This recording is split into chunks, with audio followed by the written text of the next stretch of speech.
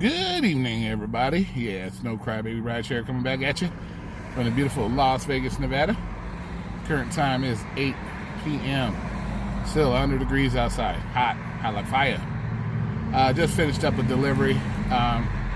Dylan asked me to make another video, but I told Dylan I was going to make a video. He can post on his thing about my deactivation. He did that video earlier today, which was cool. I appreciate it. But I'm going to give you the real story of what happened. Okay, and you might, go for it. If you feel I have a right to be deactivated, then, say so. It doesn't bother me. Not gonna worry about it. You make the decision. If you were in my shoes, what would you have done differently?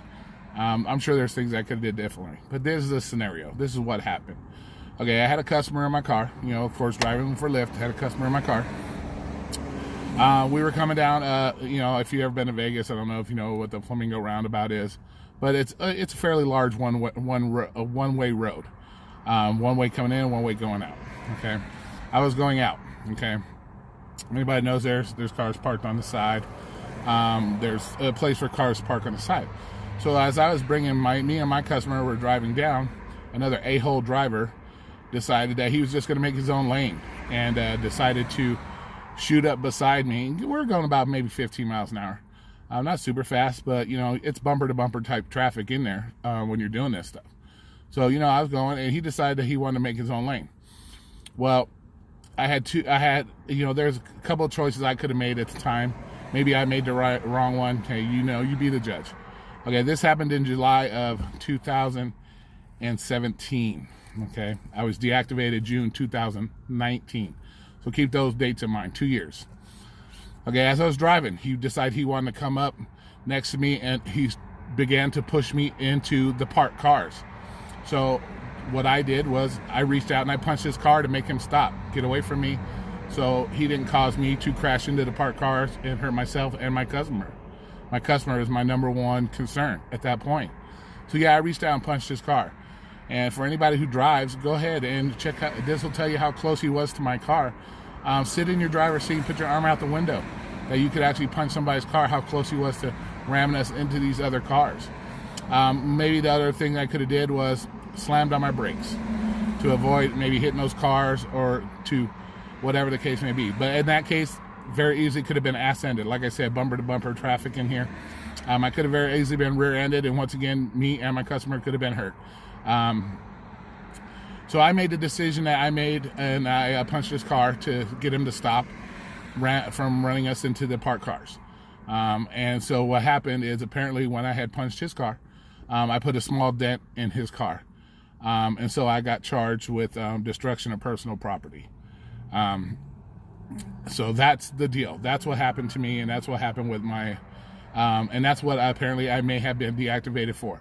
But once again, remember those dates. That's 2 years. That means if these background checks were being done properly, I should have been deactivated long before just 2 years.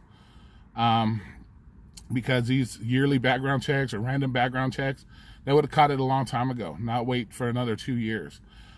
Is it retaliation for, anything else? Fuck, I don't know. Like I said, these companies do as they please, and they deactivate people as they please for whatever they please. Do I deserve to be deactivated? Maybe. Like I said, you guys decide. Yeah, I damaged his car. I took the blame for it. I paid for it. And, like I said, I paid the money to fix the car. And if I knew I had damaged his car, I would have took care of it right there on the spot. Maybe I would have never been charged with it. Whatever the case may be. But I took it upon myself to protect myself, and most importantly, protect my customer when I punched his car to stop him from ramming us into a parked car or causing an accident. Could I have done it differently? Yeah, like I said, slam on my brakes, get hit. Maybe let him hit us next time, and then we have to go through the whole, insurance issues. There's, what you could have did. It's the past. You can say what you could have done or what you didn't do. You can debate that all you want. But that's what happened. That's my story. But in that 2 years before I was deactivated, I did well over 6,000 rides with Lyft. I proved that, just because you have some minor dings on your background doesn't make you a bad person, and doesn't mean you can't do this job, to the fullest effect. Like I said, 5-star rating, 12,500 rides. You can still do this job. Yeah, you might have a ding or two on it. It doesn't make you a dangerous person. It doesn't make you some evil person. Yeah, everybody makes mistakes.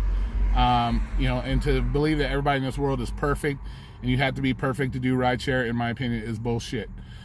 These companies prove that, they're frauds themselves.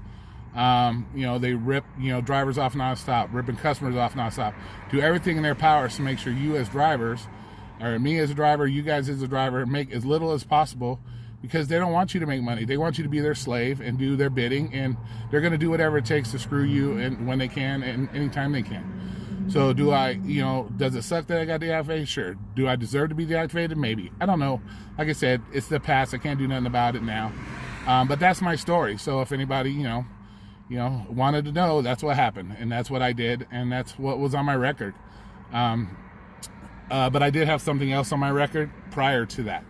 That they put in this new one, and was one of the reasons for deactivation that they did initially, supposedly, when they did the background check and proof. So, like I said, they just do this shit as they please.